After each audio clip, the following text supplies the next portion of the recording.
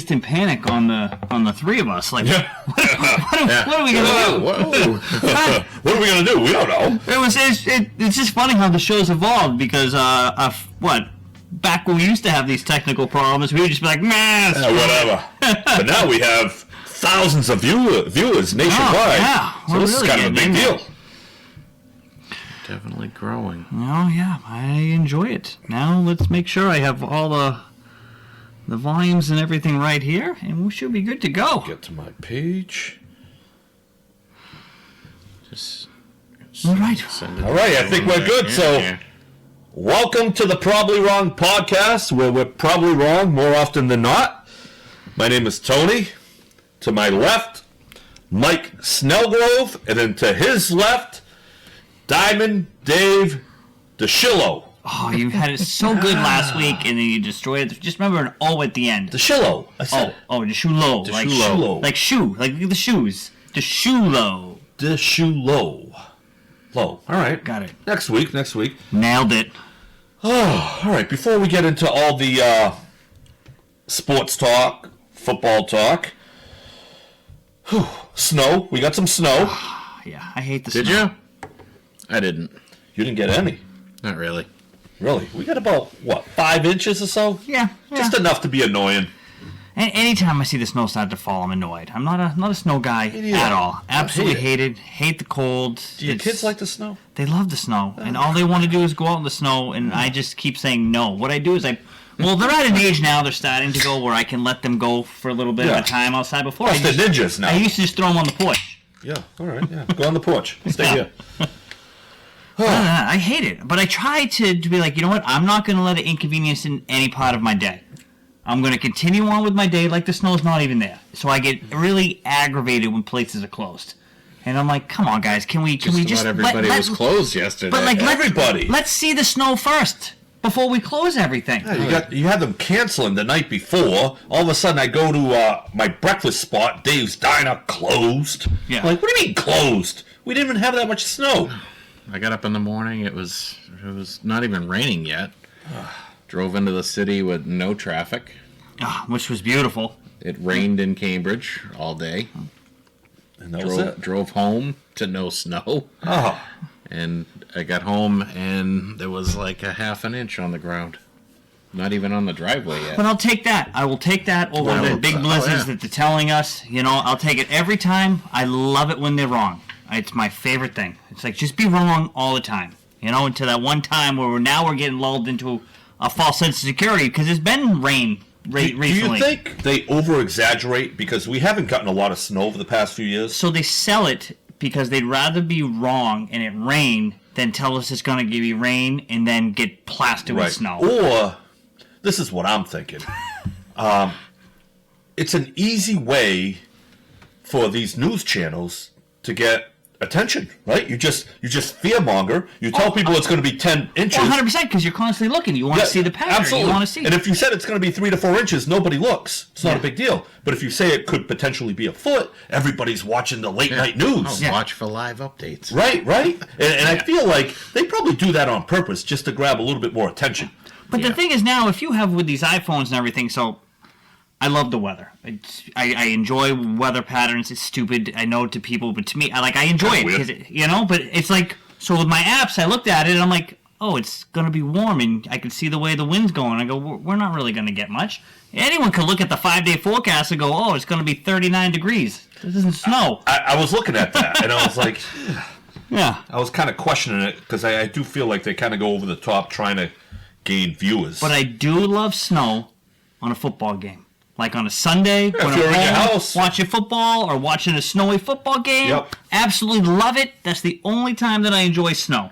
Yeah, I can do without it. But that's it. Then Monday morning when I wake up from work, I want all the snow gone. Right. I hear you. All right. When there wasn't snow this weekend, Las Vegas. No. And we did have a football game there. We did. Yeah, something they call the Super Bowl. Yep, and then to me, it was pretty super. It was a great game. 100%. I could have cared less who won or lost, so I could just watch the game out of enjoyment. So for me, it's a pretty good game. And it's just another time. It's really, I think, when you see the Super Bowl, is when you can see, especially by social media, just the hatred out there, because everybody hates something. Like, nothing can be universally enjoyed. The Super Bowl, oh, I hate it. You know, just like the commercial stunk, which they didn't. We'll get into. The halftime show stinks. Everybody always says it stinks. You know, the game, it was an awful game. No, it wasn't. It was a great game. It was a great game. You know, even when it was a defensive struggle, I felt like the defenses were all over the place. 100%. Oh, should I say an offensive struggle, right? But unlike that Patriots-Rams game a few years back where it was just like a blah game, this one, the defense was kind of flying all over the place. It was pretty exciting. Well, not to true Patriot fans there, that Rams game was awesome. That was one of the worst games. What a way to end the season. That was 13-3. I give it to you, David. I've always given it to you. You are a level-headed Patriots What about me? I don't. It's funny because I don't really consider you a Patriots fan. All right, fair enough. I consider you a football fan. Okay. I've never considered you a Patriots fan. I am a Patriots fan. I know you are, but like I've never I try to be unbiased when it comes to this crap. Yeah. So Dave is a little bit more biased. Okay. But he's still level-headed enough. Yeah, it was a terrible game. Yeah. There was one good pass to Gronkowski. Sony Michel scored the only touchdown. It was just a blah game. Yeah. You know, Rams couldn't do anything. Right, and that was, I guess, the point of it was that, you know, they shut down this high-powered Rams offense. You know, gave up 3 points. Which is good. Like, a lot of stuff about Belichick, and I know we're getting away from what we started, but, like, he had a great game plan for that. He did. He just... He usually does when it comes to certain quarterbacks. He can owns Jared Goff. Yep. 100%. You know? And it was good. But this weekend, it was just a blundering of Kyle Shanahan. I mean, I think more... I don't want to take away from the Pat Mahomes, which I'm sure a lot of people would love to hear the takeaway from Pat Mahomes, but I think this was more just, once again, how a team could lose. How a coach can affect a game. Because I don't think... something about Kyle Shanahan, and I've known this forever as a Falcons fan, he really craps himself. And it's almost like he doesn't know... Go ahead. But at the beginning, he had the game plan. The offense couldn't finish. They were moving the ball, and then they would make mistakes. They fumble on the first drive. They're shutting down Mahomes 3 and out. I mean, the Chiefs punted more in that Super Bowl than they did the entire playoffs. Yeah. And Purdy, McCaffrey, Debo, they couldn't finish. They couldn't put it in the end zone.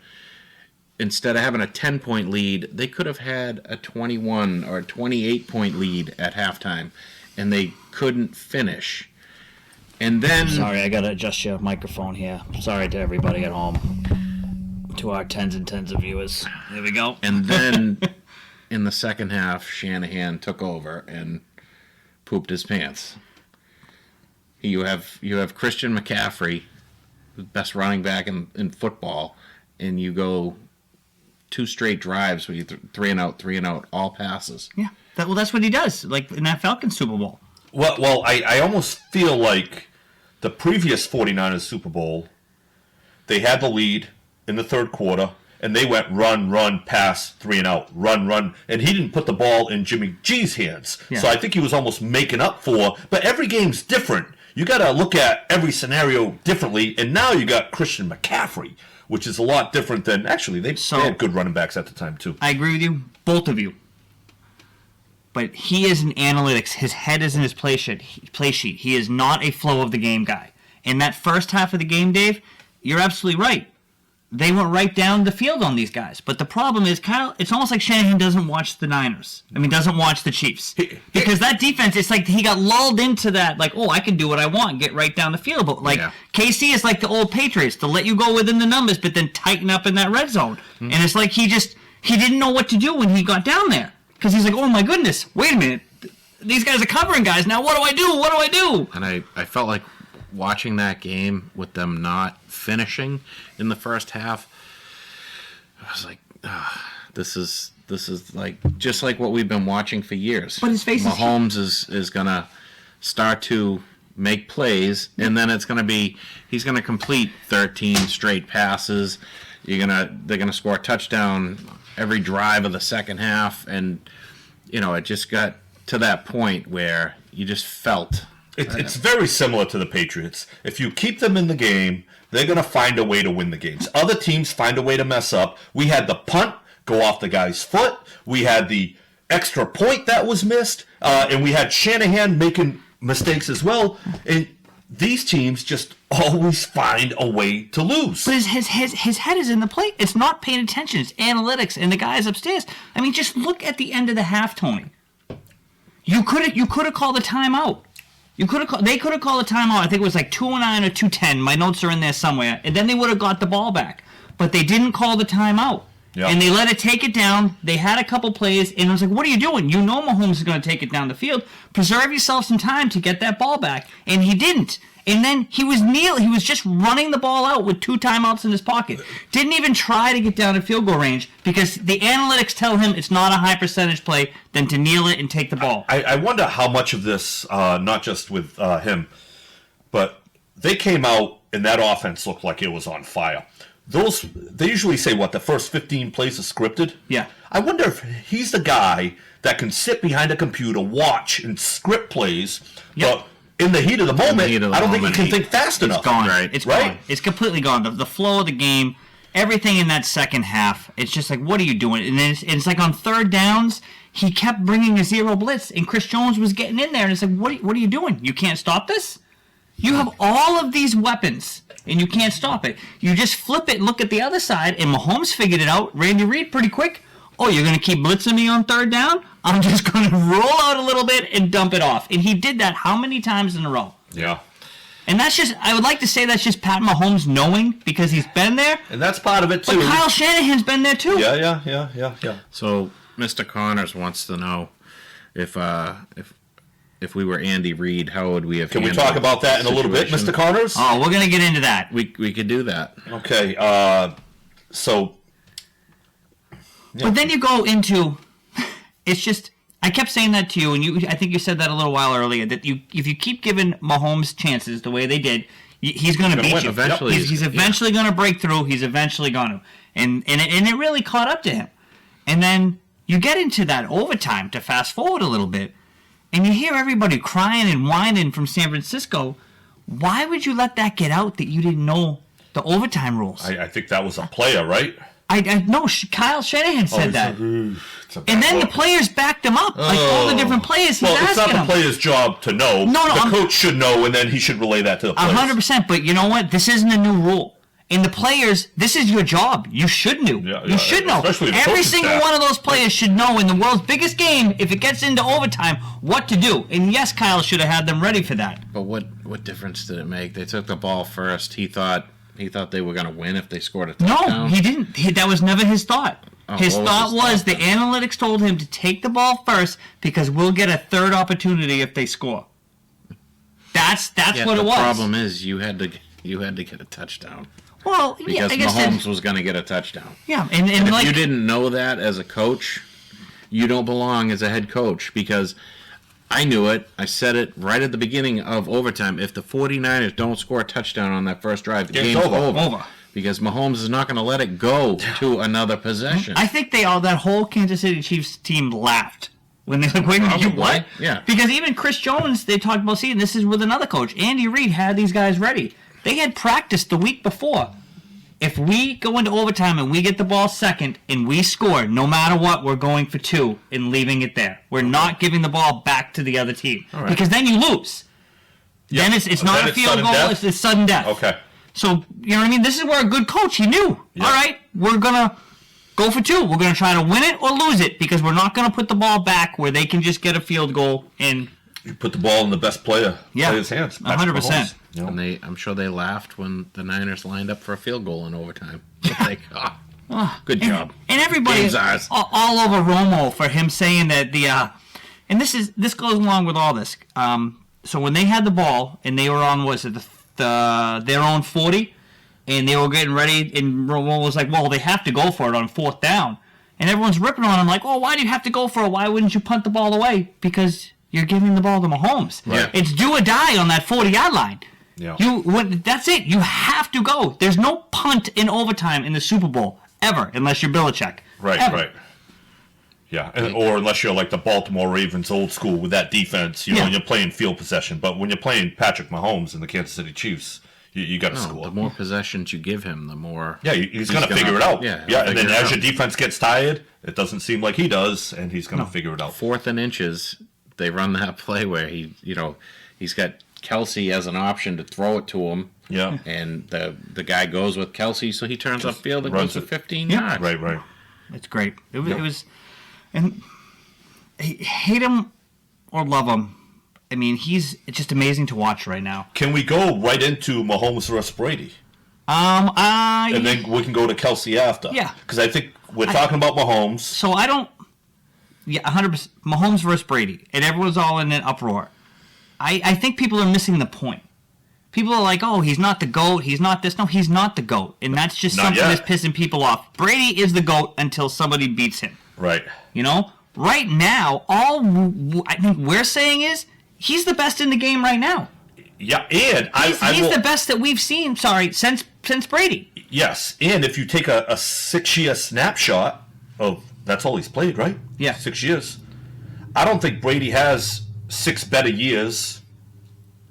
He's got... I think we're forgetting. He had that last year... Not last year. The year before last, he won the Super Bowl in Tampa Bay. It was a great year. The last 2 years in New England weren't his best, but the year right before was almost an MVP if you had year. 6 consistent years of Tom Brady, his best 6 consecutive years... I still think they're... I don't think so. Because you might have 3 Super Bowls, but he had some rough... not such great seasons within that. Okay, I agree So with if you took a 6-year span, consecutive years, Brady can't put his best 6 consecutive years up against Mahomes's. I think... No. I think if you take... All right. If you're going these last 6 years in Brady's last 6 years, yes, Pat Mahomes 100%. But if you want to take a collective 6-year span... if you're going to go boom, we can't do that. But that's not fair to Patrick Mahomes. Exactly. Either. Yeah, if you want to pick and choose which Brady is, yeah. But I don't know. If these Brady diehards... You give Mahomes another 5 seasons, and he has 2 or 3 more titles. Ugh. See, I don't like to push it that far, because you never know what's going to happen in the next 5 years. But if you want to take what you just said, these last 6 years from this point out, Mahomes definitely has them. But again, people don't like to say that, because they're like, oh, it's a knock against Brady. No, Brady, people, is the best of all time. Right now, he is the greatest to ever play the game. There's nothing taken away from that yet. All right? Just get that straight out. But if you watch the game of football, these past 6 years collectively, to what Tony just said, has been a Mahomes masterpiece. 100%. And going back to what Connor's just said, every play that Brady made, Mahomes could make. But yet Mahomes can make a number of plays that Brady could never make. They never run it 4th and 1 with Brady. It's a quarterback sneak. He did his little quarterback right, sneak. But they never gained 15 yards. No. He doesn't extend plays. Mahomes is just a better quarterback. No, his pocket awareness was probably the best that anyone's ever seen. Brady? Yeah. Stepping up, knowing that the heat was there. Right. But he wouldn't take off and run unless he absolutely had to. Mm-hmm. But Mahomes extends plays by, realizing that they're coming inside, so I'm going outside. Don't forget, Dave, Brady would extend plays. He was the master at it. And I don't mean to sit here and defend Brady. But I have to in this point. Was Brady for years, I think it's just recency bias, but Brady used to be excellent at that. It's just not with his legs. No. Brady was always the Welker, the Edelman, the Troy Brown. He could get slide there. within the pocket. Yeah, stepping up in the pocket that is like a master class of quarterback skill. Right. But I feel like Mahomes hits people with more daggers. I just think it looks better. It looks better. Yeah. But it's just, if you can't appreciate right now what Mahomes is doing because you're too just fanboy to Brady, you're missing it. You're missing what's happening right now because it's great, and it's just they have a long way to go before they're any true airspace to the Patriots and Brady legacy. So you know what? If you want to wait till he gets 5 Super Bowls and then you can start trashing him, but just enjoy what he just did in the past 6 years is. The next thing for him is that he's going to have to make the adjustment. Andy Reid is not going to be around a lot longer, so he's going to see a new coaching staff at some point. whether or not that changes anything for him, we don't know. But, Brady and Belichick were together for 20 years. And Gronk. What do you mean? He had Belichick and Gronk, which some people say is one of the best. Yeah, I mean, he had Gronk every season he played. 10, every season?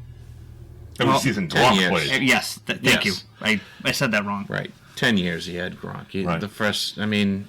But I think a major adjustment was already made because he lost Tyreek Hill. Yeah. That's... Tyreek Hill I think that made him a better player. Yes. Made Mahomes a better player? Yes. Because at one point, he would just heave the ball out to open space. Right, but the offense isn't as dangerous without Tyreek Hill. No. I think what Dave is saying is it made Mahomes a more skilled, because that was the knock on Mahomes, that he could just heave it. Right. And now he really has to pinpoint these receivers because they're not good. Well, that's what I mean. He already lost a big piece, so losing Andy Reid will be a severe loss in time. And Kelce. And Kelce. But you know what? Tyreek Hill was, I don't want to say replaced because nobody replaced him, but he got the job done without him. Yeah, twice. But his numbers weren't as... No, but he still won these big. games. But this is another thing about Mahomes. He doesn't care about his numbers. No, he doesn't. That's huge because you got guys like Aaron Rodgers that... big time he wants care about that MVP. Numbers. Yeah. Right. And Mahomes does not. And Brady did not care about... Correct. The They're very individual similar that way. accolades. They want to win. Yeah. I mean, Brady always had a chip on his shoulder because of, he was a nobody.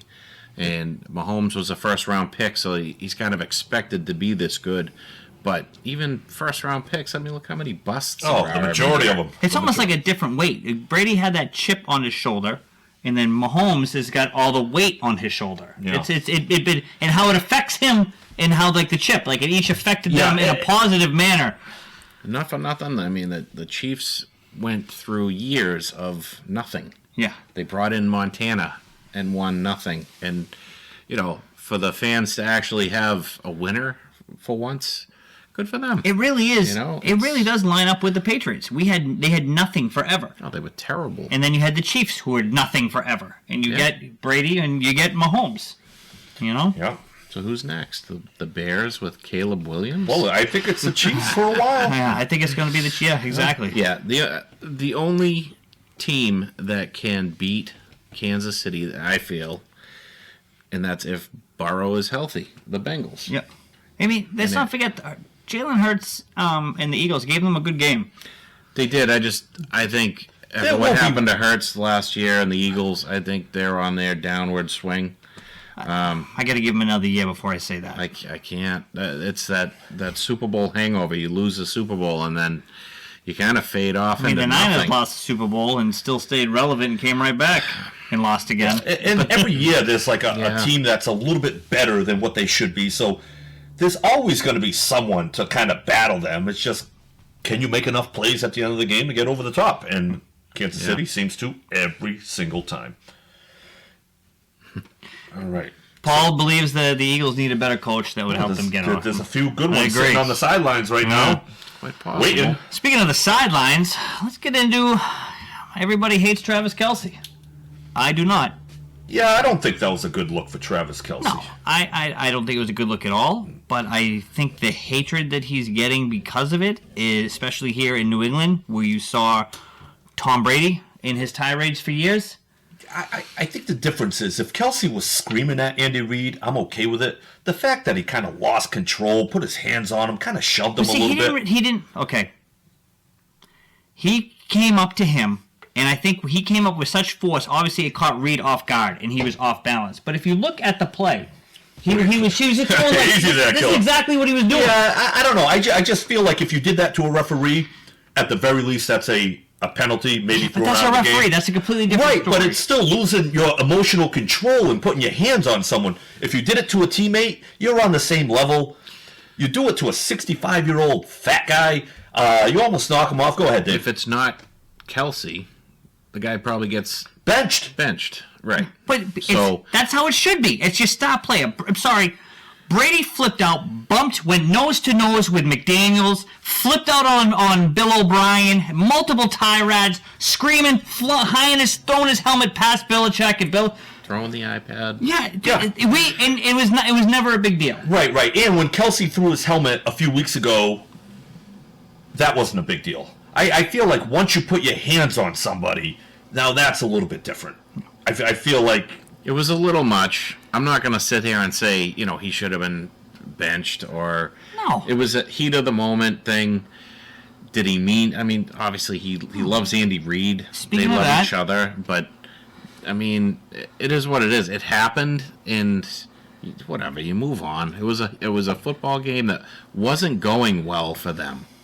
To what you're saying there, and to what Shawn just brought up. Having a heated exchange with Coach Reid. So heated. People are all over this. I mean, I get it. You cross the line. I think we can both agree on that. I can't get that fired up to the point where I'm bumping Coach and it's getting him off balance and stuff. I mean, let's be honest. The yelling in his face, too, is over the top. I think there's better ways to handle this. I love Coach Reid. Coach Reid knows how much I love to play for him. I'm not playing for anybody else but Big Red. If he calls it quits this year, I'm out there with him, man. He ain't calling it quits. Come on now. He's not. I immediately wish I would have took it back. Coach Reid actually came right up to me after that, and he just let him know, hey, man, I love your passion. I got cameras on me all over the place, man. He's letting you know not to be like that. Just fired me up even more to go out there and get a victory for him, man. Big Red, sorry. So, I love that his brother called him out for it. Obviously, you knew it was going to happen. But I mean, just hearing him come back and forth and hearing everything that Reid said, I mean, it wasn't a good look. I'm sure, like you just said, he does it. He wishes it never happened. But I think it's being blown up more than what it should be. Yeah. I mean, he's not going to get fined. He's not going to get suspended. It's just people talking about it, people that have really no impact on it. But I do think, I can't remember KG ever putting his hands on Doc Rivers. I'm sure they had plenty of arguments. You just don't... See, I don't know. You keep saying when you say you put your hands on him, it brings me to like a Latrell Sprewell. Like, that's putting your hands on your coach. That was a chokehold. I know, but that's aggressive. putting your hands. I think this is, like Paul said here, it was a heat of the moment. Yeah. He was passionate. And he was pissed that he was sat out and that you put in his backup and his backup missed the assignment. And it was just, I think, caught up all in that. As a man, though, you gotta control your emotions a little bit better. If Andy Reid's and them have talked about it and they're fine with it and nothing's being said, like, it's a mute issue. Yeah. I mean, I don't know. Yeah, I don't find an issue with it. It was heat of the moment. Yeah, it was a little much, but it's the Super Bowl. It's I mean, we've seen a number of Super Bowls. We've never seen a guy put his hands on a coach. Right? Like, we watch a Super Bowl every year. We never see this heat of the moment. It's a Super Bowl. It sounds so much worse. Like, he put his hands on his coach. Yeah, he grabbed his coach's arm and he bumped him. Pete Rose did that. He got suspended for 30 games for bumping an umpire. That's an umpire. That's a completely different thing. You're not allowed to touch or put your hands on an umpire. But you can grab your coach. But he didn't grab him. He did not grab him in a malicious way at all. He's screaming at him. I could feel the F-bombs coming through the TV. It wasn't malicious. Okay. I'm happy with you. I'm effing happy with you, Andy Reid. Sorry. I get it. The yelling and screaming in his face made it look a lot worse. I'm okay with the yelling and screaming and dropping F-bombs. Just hold your composure a little bit more. You know, eyes are on you. We all agree with that. And like you just said, he goes, like he told Travis, he goes, hey, the cameras are on me all the time. Yeah. You can't be doing that. If you want to yell at me, let's go out back and yell at me and we'll handle it. Or let's yell. Like, I'm okay with the screaming. It's when you grab them. Go in the blue tent. Yeah. No. Collectively, was not a good look. No. Was an awful look. You know, I think that tarnished a little bit of the clean image. And then, go ahead, Dave. It doesn't help that he's like the most watched person in the NFL right now because of Taylor Swift. And maybe the extra pressure on that, right? Kind of got him to do something a little bit out of character. I do love at the end of that game that... That's right, Shawn. Go ahead. I do love at the end of the game that Taylor Swift, knowing enough about the moment, stayed out of the spotlight. That was very, very good on her part. Right? Didn't get up on stage. They asked her to. Yeah, she wanted nothing to do with it. This is his moment. It's the team's moment. Yeah, well, yes, but and I thought that was awesome. Yeah. You know what? You know who never used to do that? Giselle. I don't like Giselle either. Ugh. She used to get up there and get that spotlight. Yeah, I'm not a big Giselle Everybody fan. hates Taylor Swift and this Kelce thing, but everyone forgot the monster that Giselle was. Yeah. Tommy can't throw and catch the ball. I think plenty of people hated Giselle, too. That was one of the worst things to ever to be said. Yeah. Right, you know? And here's the thing, like, with Taylor Swift, you hear, like, all the good things that she's doing for people at these games, tipping, you know, the wait staff and the boxes and everything like that. Ridiculous amounts of money. Did you ever hear that about Giselle? No. She was probably... No. I mean, not that we know, but I don't think Giselle is an awesome human. No. I think a lot of the Belichick, Brady going sour probably had a lot to do with Giselle. If you got a woman yapping in your ear 24/7, you're not getting paid enough, all this, because he never cared about money. Well, I'm not going to say he didn't care about money. He didn't make it an issue until Giselle was around. Yeah. Right. And there was a lot of things that were made an issue with her around. Right. And, I mean, is that all to blame for their breakup? Probably not, but it had something to do with it. Right. So, the other thing that everyone seems to bitch about. The commercials. All right. I enjoyed them. I thought we were going to see more of the Budweiser, the Clydesdales. There was only one, wasn't there? But it was perfect. It was perfectly placed. Good. It was a nice commercial. It was good. I expected more. Let me rattle off a few for everybody. Okay. Because everybody is so quick to say, oh, the commercials stink. All right. Sorry, I'm on my wrong page here. How about that BMW commercial with Christopher Walken? When everybody was impersonating Christopher Walken. Yeah, that was pretty funny. I didn't talk crap about the commercials, but I was at my parents' house. I'm not going to lie and say I paid attention to the commercials either. So I'm going to be as useful as this Bruins segment that we'll have in a few minutes. So I'll probably just sit here and listen. But I think that was a pretty good one. That was amazing. And anyone else chime in on any other commercials that you thought were pretty good. The State Farm commercials all night with Arnold not being able to pronounce neighbor. Yeah. And then did you catch why they brought the Danny DeVito? No. Twins. Yeah. I would have told you that. Yeah. I don't recall Twins that commercial. from what, 80? Yeah. 88? That was hilarious. I thought that was another great commercial. I did like the neighbor. Yeah, that was awesome. Over and over neighbor. again. Neighbor, I'm saying it, neighbor. The FanDuel commercial with Carl Weathers, I thought was pretty good. I saw that. That was a nice tribute. Yep, I thought that was awesome. Did the E-Trade commercial with the little babies playing pickleball, but making fun of the game of pickleball? Don't remember it. Oh, that was hilarious. The Honda Ridgeline with the mullets and Stone Cold Steve Austin. How as soon as they got into Honda Ridgeline, they got mullets, and they're driving around, going by everybody, and then his Stone Cold breaking rocks with a hammer, goes into the mullet. He's like, "Thanks, guys." Yeah, that was pretty funny. Yeah, that was good. Even the animals were getting mullets. Yep. The Popeyes commercial with Ken Jeong. That was pretty funny. When they brought him back, he was frozen. He was frozen. And they brought him back because there was like some new fried chicken. Wings. Yeah, it was pretty good. The Pringles commercial with Chris Pratt with the mustache. I saw that one. That was good. That was pretty good. Early, one of the ones that were pretty early is, the CeraVe face cream, the moisturizers and stuff like that. Well, it was Michael Cera. Michael Cera, yeah. And he was saying that he created that was his, because that was his last name. Okay. That was a pretty good commercial. Yes, everyone talking the Dunk Kings commercial. By far, that was the best commercial. By far. They killed it. I loved it just because you got J-Lo sitting there trying to mix a song or whatever, and Ben Affleck comes busting in like, yeah, I got something for you. That was hilarious. So he made, and it's all cut up into bits, and there's a ton of Dunkin' Donuts commercials, which are all hilarious, with Tom Brady, without Tom Brady, but they actually made a 5 or 6 minute movie of that. And I was looking, I think I forwarded it to you guys today. I didn't watch it. It was hilarious. It's just, that by far, everybody, you are right, that Dunk Kings, and it's still killing it, because there's still bits that they keep playing. Yeah, they're still throwing it up, yep. That was good. What else? I got a bunch here, but yeah. I mean, the Uber Eats commercial with Jennifer Aniston pretending she didn't know The other guy from Friends, that was a pretty funny commercial. Okay. David Schwimmer. David Schwimmer. Yeah. He was like, we was did good. a show for 10 years. Yeah, not ringing a bell. They were all good. I mean, the Paramount Plus commercial had Creed playing in the background with the guy that played in Star Trek, and he was the in the X-Men.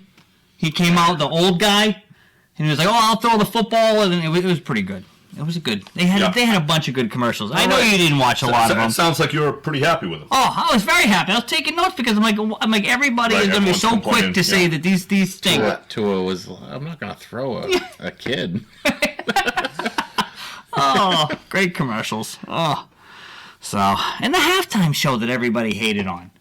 I drove up from Dartmouth to Bridgewater. Didn't even watch it. No, I mean it was a good halftime show. Yeah, I didn't mind it. No, actually, I thought it was pretty good. But again, everybody has to hate something. Everyone's like, "Oh, it was awful." No, it wasn't. Gotta complain about something. It's America. Yeah. All right.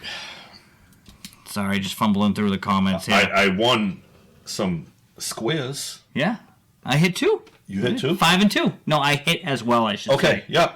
5 and 2, that's what I had. Yeah. You know how good that was? Knowing that, wow, Mahomes is actually going to run this, take this down the field, the Chiefs are going to win, and he's going to make me hit my square. Yeah. It was perfect. great. Yeah.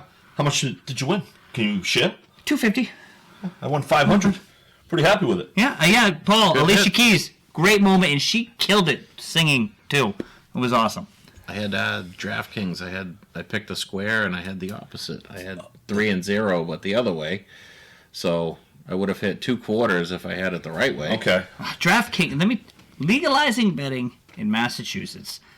How awesome did it make the Super Bowl? More than just the Super Bowl. I don't know if you mess with it all, but Not at all. you said, like your squares, all your different bets, make it easy just to put on your phone. You can only bet a couple bucks and crazy parlays, and just it made it even more like, oh, Scantley's going to catch this. Yeah, you're more into the game. You're way more into it, Paul Connors took home $1,000. Good for him. There you go.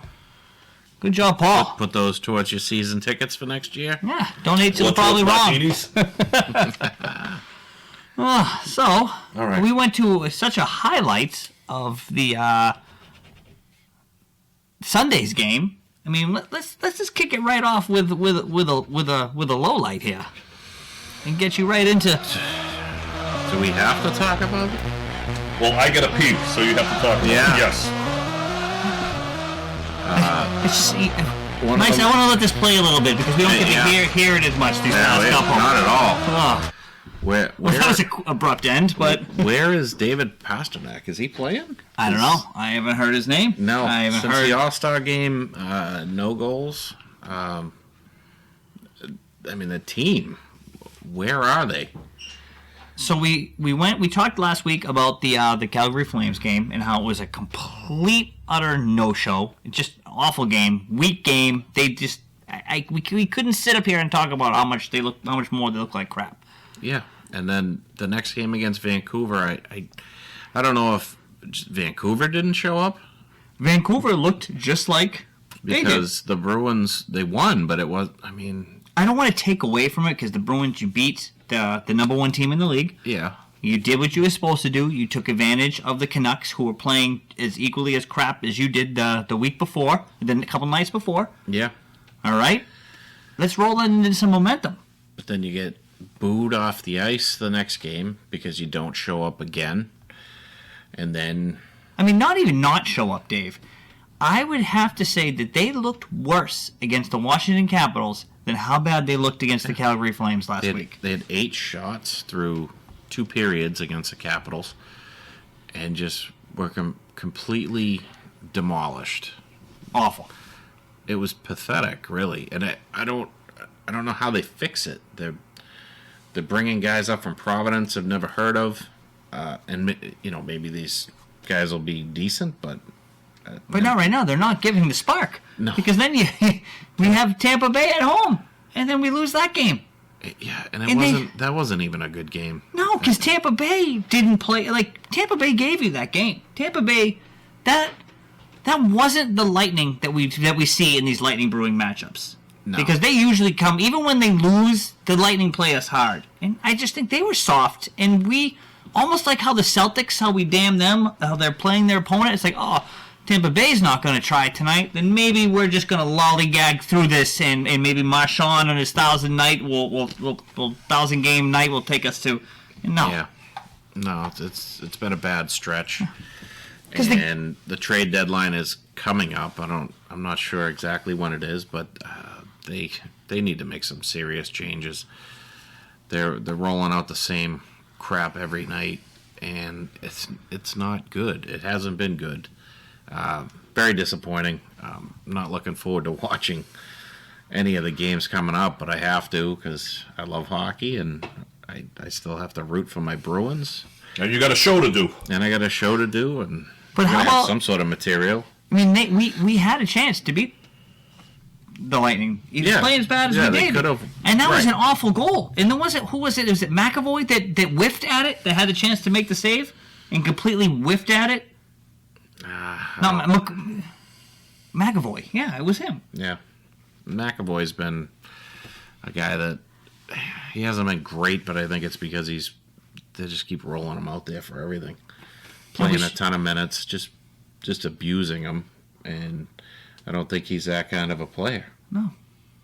So we had hoped, the way the season had started, that he was going to be that type of player, because he was one of the few that we could sit here and say, all right, he's bringing it. Yeah. And just, I don't know what happened at this All-Star break. Did the team get into a fight? Is there a power struggle? I mean, because even our goaltending, that was, granted we've been up and down all year long, but our goaltending since the break has been awful as well. Mediocre, yeah. Yeah. I mean, now we're going to roll into, we got Thursday, we got the Kraken. Saturday, a nice 12:30 ABC ESPN game against the Kings. I mean, those are two games that we should get back on track before we go into Dallas and Edmonton. I think Seattle's a better team. But Seattle's going to play us tough. It's just... And that's how they don't have any superstars on the team. You probably can't name more than two players on Seattle, if any. We're going into a tough stretch where we could see a quite the tailspin. I mean, that's just... But we've seen this before. And then we always come back a week later and it's like, oh, they won 3 in a row. But the rest of this month, Tony, they look so bad. Yeah. It's awful. I mean, we're going to play Vancouver again next week. They've already stepped it up. They're going to look better. Yeah. They quickly resurrected the ship against the Capitals, of all teams. The same team that we couldn't rewrite the... Yeah. So, it's not fun right now. No. At all. And that's how we're going to leave our Bruins minute. Not fun. Not fun right now. At all. Fun. And not fun. Let's see if I have the right...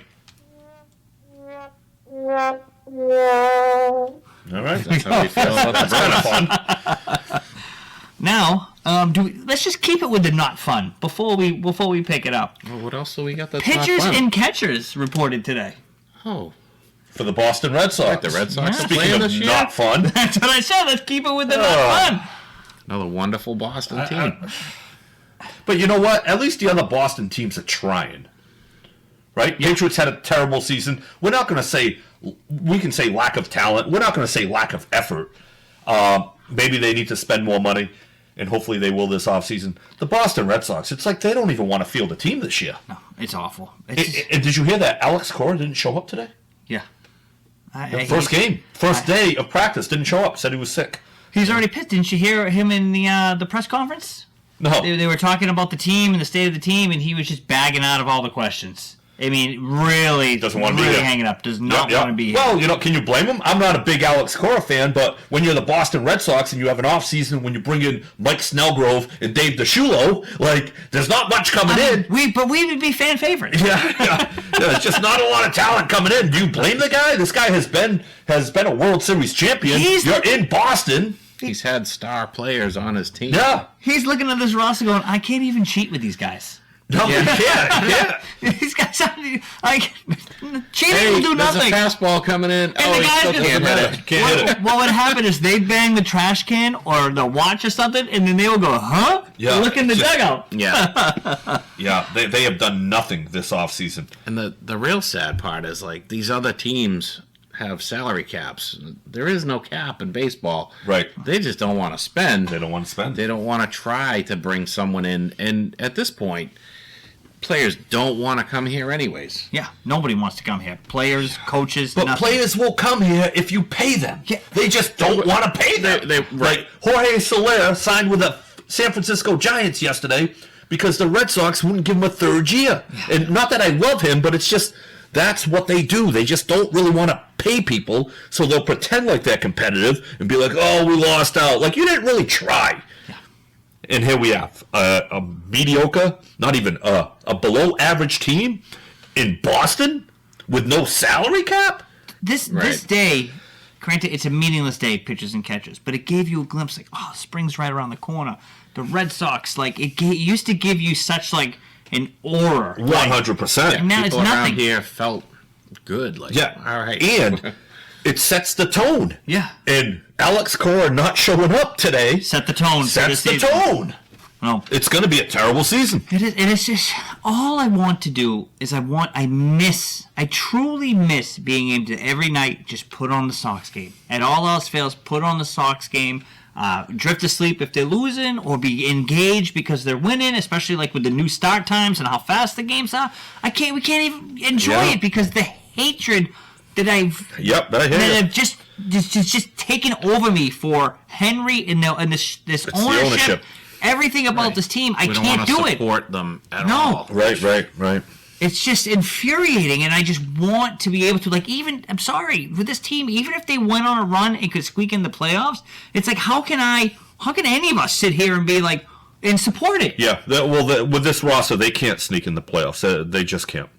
And the worst part about this is, if the Bruins sucked, at least we have the Celtics. At least we have football. If the Celtics suck, we have football. We have the Bruins. When the Red Sox suck, there's nothing else on TV. No. You're stuck. Yeah. You're either watching that or pickleball on ESPN2. Yeah. I think I'll be watching pickleball on ESPN2. Yeah.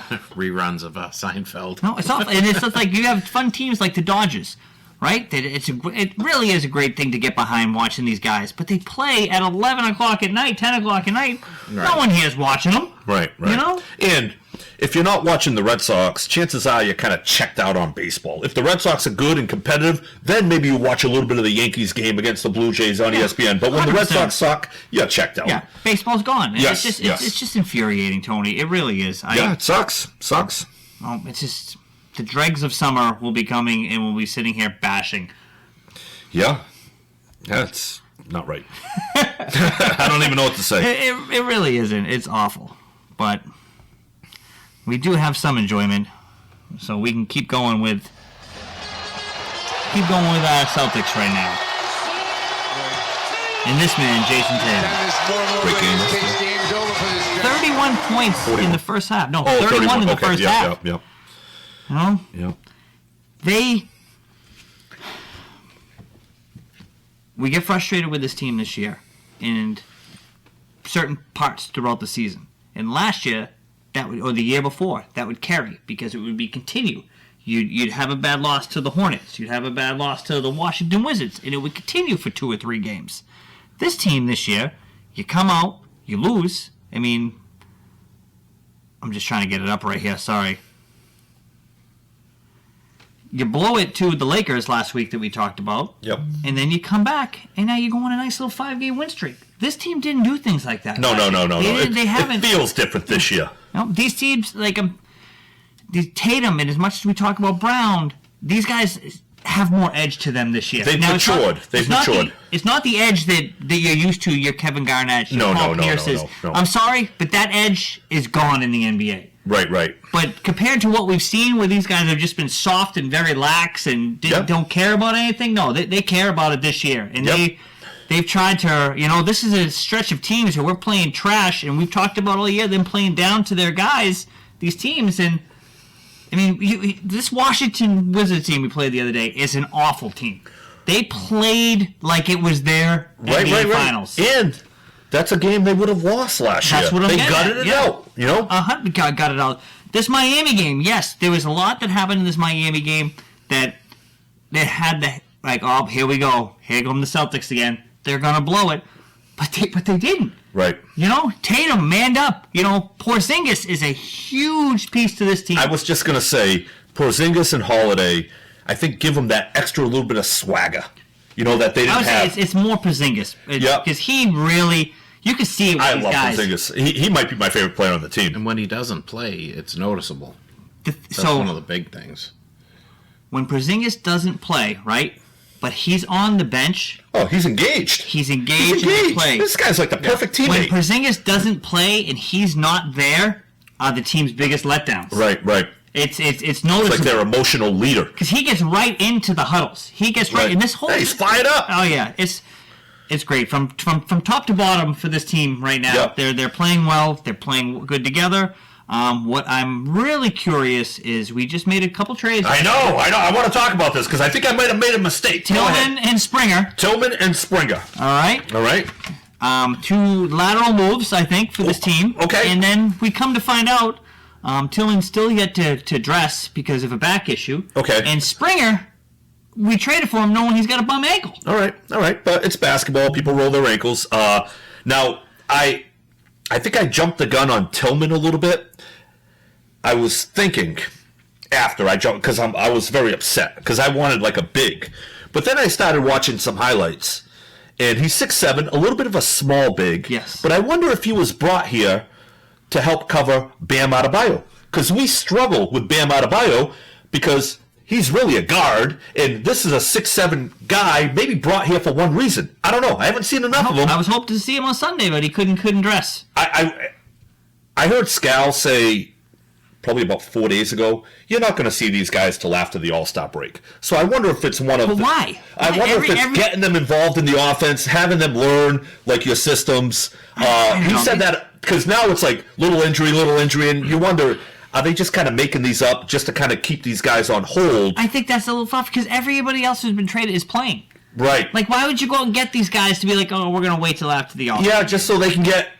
But that's never been done. That's never been done. Yeah, I don't know. Guys get traded and they play. Right. But maybe Tillman, if he's athletic, maybe he's here to help cover Bam because, tell you what, you still got to beat Miami in the playoffs because Jimmy Butler always shows up. Yeah. Bam always shows up. So maybe Tillman was brought here for that. I don't know. So before I rip him apart, we'll let him see. So we talked about it last week here because it happened right before we got on the air. Tillman, it's not that I'm ripping apart because Tillman is a good player, but he's on the same page as Brissett and Cornette. He's not. He is literally the same frame, the same play. He's the same player. But he's a 6'7" center. I wonder if Cornette is what? 7'2". Cornette cannot cover Bam Adebayo. But Tillman is the same kind of player. Tillman.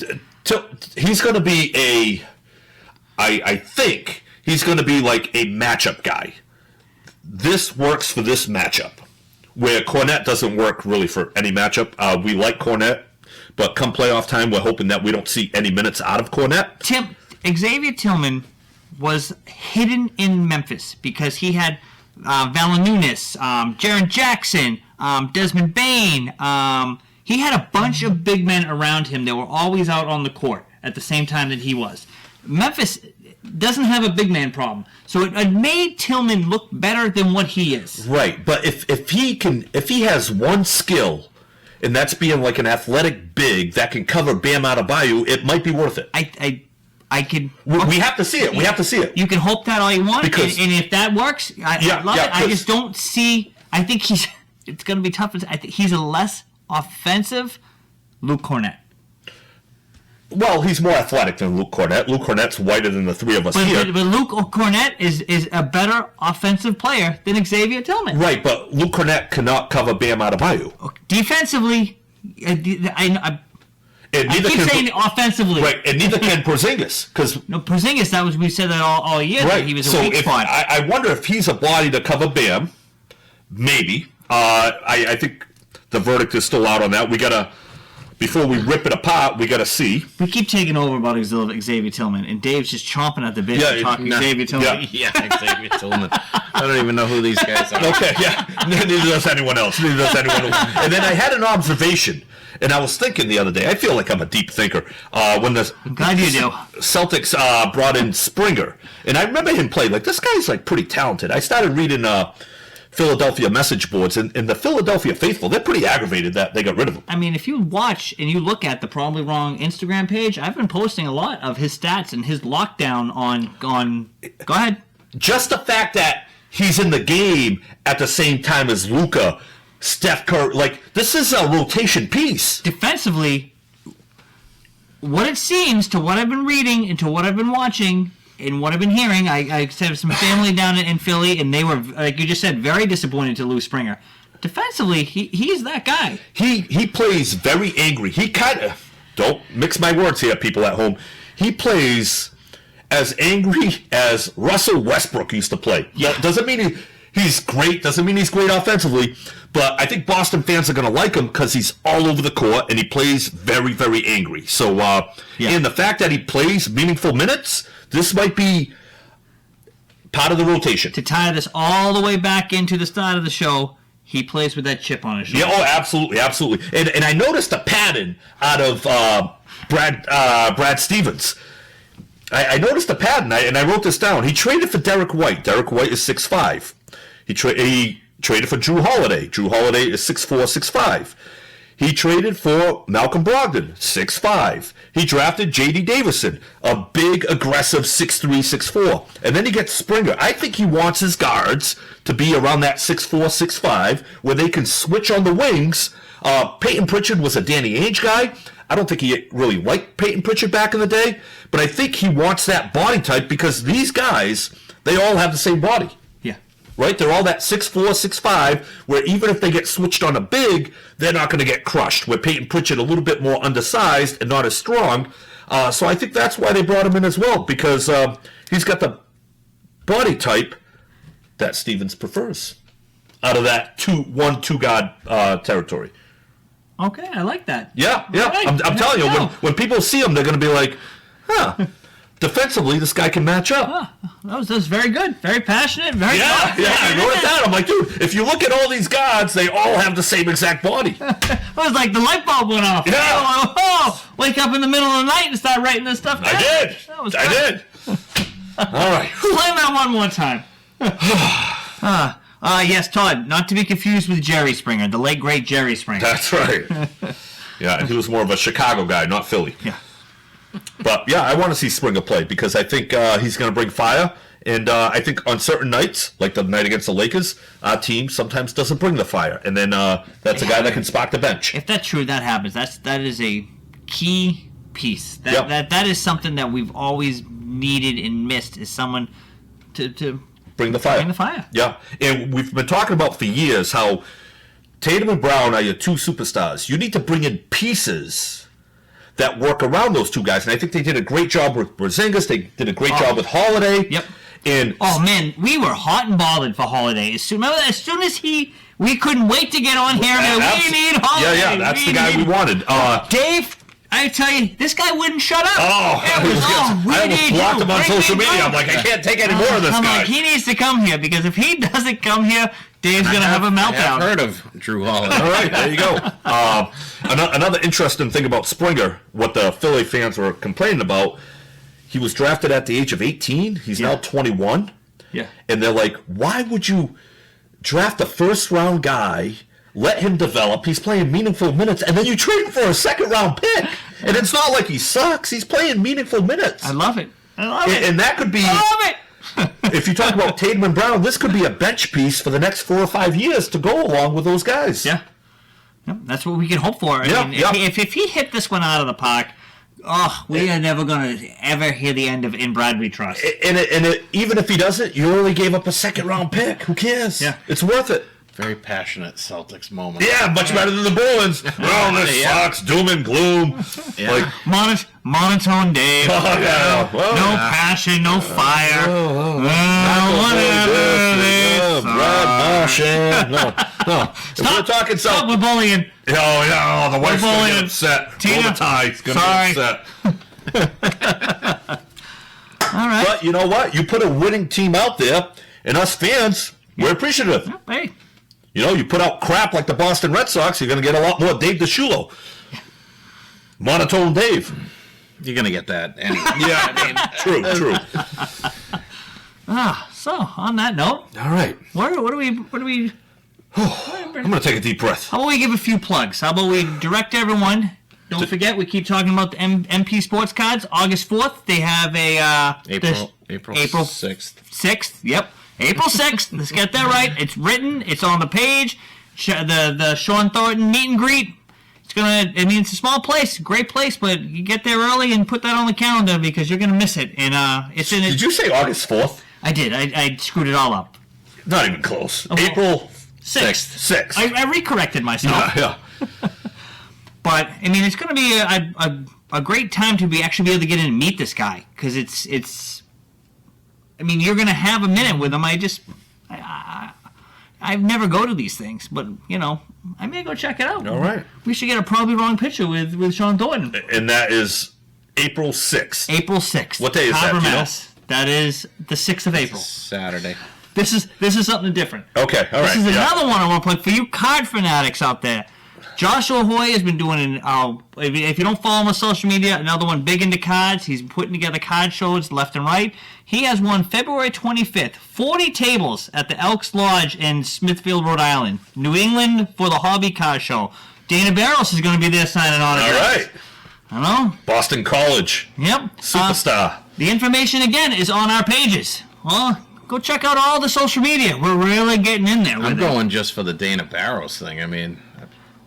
I do have a Dana Barros signed basketball right there there that the wife had. Okay. I added that to the collection. Yeah, I'm lying. I'm going to look at the cards. But he is all about the cards. I mean, I would love to get him linked up with MP Sports. So I think that would be a good connection. What is going to be our, where are we going to go now? What is really grinding your gears out there that is... What's grinding my gears besides the Boston Red Sox? Oh, I'll tell you something that I'm not going to say ground my gears. Is that right? Yeah. Grinded my gears? Ground. All right. Past tense. So I'm out on Saturday with a buddy of mine. Happy Valentine's Day. Oh, happy Valentine's Day. Yeah, You Valentine's wore your Day. red, and so did you. I got a little red as well. I got that So I'm out on Saturday with one of my buddies, and the night was like kind of dead. We had a few drinks. I didn't see you out. Were you out? No. No. No, make it out. So one of my friends messaged me. She's like, "Hey, what are you doing?" I said, "Oh, Matt, Barrett's in West Bridgewater. It's kind of dead." And she's like, "Meet me at the boardroom. I'm there with meet me and my friends at the boardroom." What is the boardroom for us people who don't go out? I've never been there. So I said, "All right, where the hell's that?" I'm thinking has a 2:00 license, and she said the boardroom had a 2:00 license. I'm like, "Where the hell's the boardroom?" And she goes, "It's in Brockton." And I'm like, that's a great place to go late at night. Yeah. Fortunately, I only had a few drinks, not too many. So, anyways, so I told my buddy, "Hey, I'm gonna go meet my friend at the boardroom." So where exactly? I know I can't. This is part of the story. Okay, all right. So, I start saying bye to a few people. I see one of my boys that's a bouncer. I said, "Hey, I'm taking off, man. I'll see you next week." He's like, "Where are you off to?" And I'm like, I see Jake is also a four. yeah. I'm like, "I'm going to the boardroom." He goes, "Oh, the Foxy Lady?" I said, "What?" I said, "No, the boardroom." He goes, "Dude, that's the old Foxy Lady." I'm like, "Oh, I hate strip joints. I fucking hate strip joints with a passion. I've never liked them. I agree. I feel uncomfortable there. I'm just not a fan." So I show up at the boardroom. Is it still a gentleman's club? Just a different name? Still the gentleman's. It's still the same thing. That's why, Jake. So I show up. The guy at the front, very nice. The girl taking my $10, very nice. I go in there. I'm like, I don't see my friend anywhere. So I go to the bar. I get myself a Corona. $8, not bad for the boardroom, right? Or not bad for... So I'm looking around. I'm like, where the hell is she? So I send her a message. I'm like, "Hey, where are you? I don't see you and your friends." She's like, we're not there yet. Like, what do you mean you're not there yet? Like, that's the worst. So now I'm like surrounded by like these men and these naked women. One of the girls comes up to me and she's like, "You're probably just waiting for somebody here." I said, yeah. She's like, "I can tell." I'm like, "Yeah, I don't really come to places like this." So I really come to these filthy establishments. So I'm standing there for about 20 minutes. And truth be told, that is one of the nicer ones. It's very clean inside. I don't know if you've ever been in there. No. It's not like your typical. It's very clean. It's well designed inside. It's actually classy looking. But I'm like, "Oh God, why'd you put me in this situation?" She's like, "Well, be there in like 30 minutes." I'm like, God. 30 minutes? Yeah, they were driving down from somewhere. And Where was that information before? I'm like, "Why didn't you just tell me? I would have waited at the other place. Met you here after." Was this a female? Yeah, it's just a friend of mine. I'm like, you were quick to leave Barrett's. Oh, it was kind of slow. It was kind of slow. Yeah. So what is it about the clubs that bother you? Strip joints? Yeah. I don't know. Maybe just seeing naked women, and it's like, See, I don't mind that part. I don't know what it is. The part that's always turned me off about strip clubs and what drives me absolute crazy is if I'm going to a strip club, I want to sit there, take your clothes off, do your dancing, do all that stuff. Don't come talk to me. Yeah, maybe I'm not your friend. I don't want to have a conversation. I don't want to hear your life story. I don't want to tell you how my day is gone. Stop touching my shoulders. Yeah. Get away from me. Get back up on stage. Yeah. Stop it. Do your job. I don't even. All right, Belichick. I don't even go up to the stage. I just hung out at the bar. Yeah, Jake. Right. A lot of sad people. A lot of sad people. Yeah. But it's just that's always bothered me. I've gone to them. I've been to a couple. We used to go. Me and a couple of buddies used to go to New York all the time, and some of the people that we met there loved the strip club, so we'd always get dragged. And we'd always be like, whatever, we'll go. We sat there, have a few drinks, and it's just like they would constantly come up. I'm like, dude, stop trying to talk to me. I'm just here because my buddies want to be here. Yeah, and if I wanted to come, I'd go sit over there at that table. Yeah, just leave me alone. It's like you're. I know you're like a salesperson. You're trying to get money. They're trying to. But it's like you read the room. Yeah, obviously, they read you. You know, like. Well, she did. Yeah, and she kind of left me alone. I don't know. It's just always drove me crazy, and I was. She didn't sit down and talk with you? No, I really had nothing to talk about. I was actually pretty aggravated. As aggravated as you are with the Bruins, I was aggravated with my friend. I'm like, dude, why weren't you a little bit more clear about this? I'm here for 30 minutes by myself. That's painful. That is painful. About strip clubs, I was watching something like the Barstool Reels, and one of the guys had a great idea that everyone shoots down, and I think it's a great idea. Strip clubs where the women are clothed. And when they dance, they take their clothes off. Like if they come up and they talk to you, they're clothed, and it's like you're paying to see them take the clothes off. Because it's like if you're coming up to me already undressed and nude, like you're leaving nothing to the imagination. Right. And I think, am I in the minority here? That I think when I look at a female, I think it's more how they dress is more sexy, like wondering what's underneath. Yeah. Than when you see it completely new. I'm not saying I'm just right. But I think we're kind of like in the minority. I think the guys that go would prefer to see them completely nude. When you say the strip club with them clothed, it's not that they're not going to get nude. Right. They're going to once they're on stage. But when they walk around, they touch your shoulder, they're wearing a triple fat goose jacket. I know what you're saying. Like they're wearing an outfit, but you're paying for the dance for them to take their clothes off and dance. All right. It leaves a little bit more. Yeah, a little bit more to the imagination. I don't know. I thought it was a great idea. Yeah. It's probably been about 20 years since I've been to a strip joint. Yeah. It's been a long time. I do remember back in the day. I hope it's another 20 before I go back. I don't even want to get into the story, so I was supposed to get Save your marriage. A lot of people. Zip it, Snowbird. Anything that way. I just you want to bring other people in that don't want to be. Yeah, because they don't know. Yeah. I was not part of that night. What are you talking about? Yeah. But the grinding gears is there's nothing worse than, like you just said, someone saying to meet you somewhere, and then if they were 5 minutes away, fine. I got there a little early. It was an hour. So if you go 30-something minutes away. If you go to meet somebody at dinner, are you the person that if they're not there, sits in the car till they arrive? I'm waiting in the car. 100%. Waiting in the car. You go into the bar or you sit in the car? Actually, no, you go in. You go in because I've been behind meeting you, and you guys have gone in and got the table, which is excellent. I mean, excellent. I'll go get the table. That was a win in our book. We're like, oh, they already got the table and sitting down. This is great. Yeah, I'm sitting in my car. I'm looking for that drink, you know? Yeah. I'm that loser that sits in the car as well. I sit there and I'm just like, I just play on my phone. Yeah, me too. Even if it's... Are you here yet? Even if it's a place that I'm familiar with, I'd still rather just sit in the car, just walk in together. Especially if we're going to have, like, dinner or something, or, like, I just... Like if, No, I've already got my drink, and, oh, by the way, apps are on the way, and if you don't get here in time, they might be gone by the time you get to the table. And I got keto started, and I'm good to go. Yeah. And that's... And you know what? I love that because I know if we're running behind, we're gonna get there and like the food started, like they know, like, hey, you know, Mike drinks Diet Coke. So I know he's gonna order a burger. Just get him a burger. It's funny. I meet up with my friend Lauren quite a bit, and if she gets there early, she goes inside. That's like her thing, and she grabs the table. If I get there early, I wait for her. It's just weird how people are different. And I can go to restaurants by myself. I know a lot of people can't. But I've gone to restaurants and had lunch, had dinner, just go in by myself. But if I'm meeting somebody, if I'm there, I prefer to wait in my car. 100%. There's a little group of us, friends of we'll get together here and there, and we meet at the 99. That's our spot. We'll go in there and eat.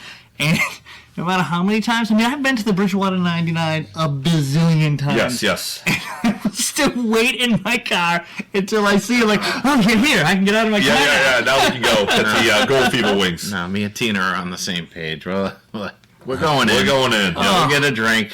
Well, see, it's different if I'm there with Leah, like, yeah, the two of us, and actually, no, we'll both sit in the car. Yeah. Oh, yeah. No, we got to get it started. Yeah, all right. And people like us are grateful for people like Even you. if there's a reservation for the table, it's a reservation for 5:30, and we get there at 5:15. Well, come right in. The table's ready, or you can go hang out at the bar. All right, that's what we're doing. I'm sitting in the car going, Where the hell are they?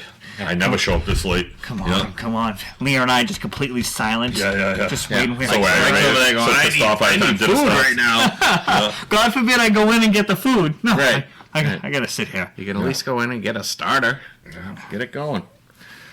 Oh, so that's it. So, what you got big Valentine's Day plans tonight? I actually have a team call with some of the coaches on my team. We planned it, and For Valentine's Day purpose? no, we didn't plan it for Valentine's Day. Isn't most of your team women? Yeah. Yeah. This is usually a bigger day for them than it is us. Yeah, but a lot of them are older and they're married, and as you're married, it's just another day. So I actually have a team call tonight at 8 that I got to be on. So that's my plan.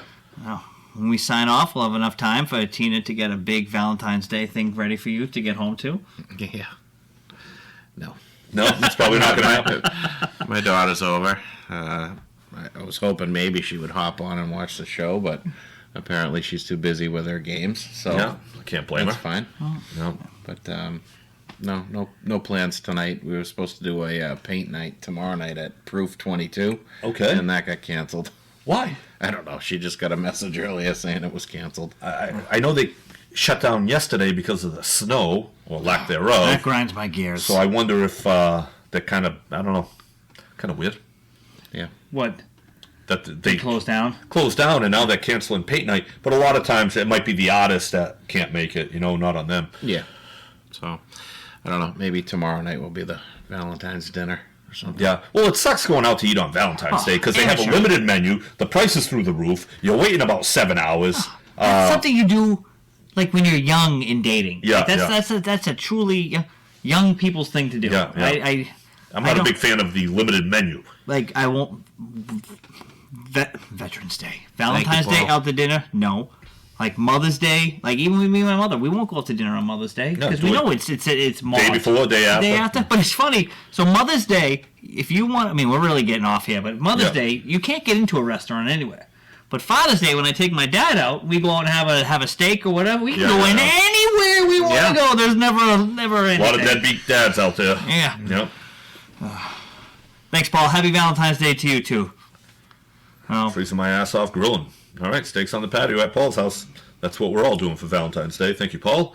You and your $1,000. I hope you spent it on steaks. We'll be over in about 15 minutes. On that note, we're out of here. We're going to Paul. Medium rare.